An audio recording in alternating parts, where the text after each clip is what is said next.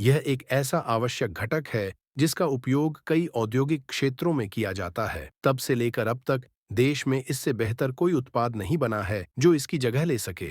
Steel strand, steel तार का निर्माण इन बेहद महीन स्टील तारों से शुरू होता है। पहला कदम है ग्राइंडर की मदद से कई स्टील तारों को एक साथ लपेटकर एक बंडल बनाना। एक बंडल में कितने स्टील तार होंगे, यह इस पर निर्भर करता है कि उस स्टील केबल का उपयोग किस काम के लिए होना है, क्योंकि अलग-अलग उपयोग के अनुसार उसकी मजबूती और लचीलापन अलग-अलग होना चाहिए। आमतौर पर 19 से 36 तार होते हैं, लेकिन एक स्टील केबल में अधिकतम 64 तार भी हो सकते हैं। इस प्रकार लपेटे गए स्टील तार मोल्ड के भीतर से गुजरते हैं, जो आवश्यक व्यास डायमीटर के अनुसार बनाया जाता है। निर्माण प्रक्रिया में नमी लुब्रिकेशन देना एक महत्वपूर्ण चरण है। यह न सिर्फ स्टील को मोल्ड के भीतर से आसानी से गुजरने में मदद करता है, बल्कि यह स्टील के अंदर भी थोड़ी जगह बनने देता है, जिससे तारों की उम्र बढ़ती है और वे आपस में अटकते नहीं हैं। मोल्ड से निकलने के बाद स्टील स्ट्रैंड पूरी तरह लुब्रिकेंट से भरा होता है। एक बड़ी रबर पट्टी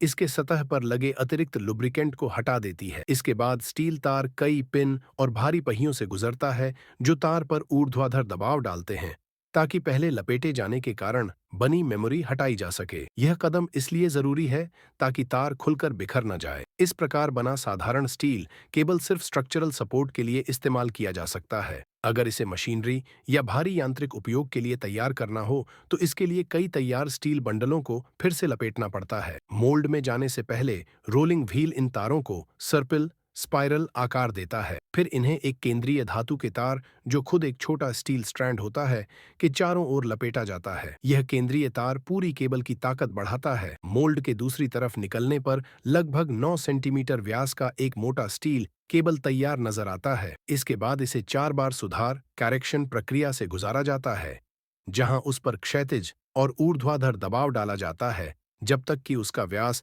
बिल्कुल मानक स्तर पर न आ जाए। तैयार होने के बाद इस केबल को बड़े स्टील रोल्स पर लपेट दिया जाता है और फिर टेस्टिंग रूम द्वारा उसका सैंपल चुना जाता है। मशीन इन केबलों की सहन शक्ति स्ट्रेंथ नापती है और दोनों सिरों को खींचकर तब तक खींचती है जब तक केबल टूट न जाए। यदि यह मोटा केबल 100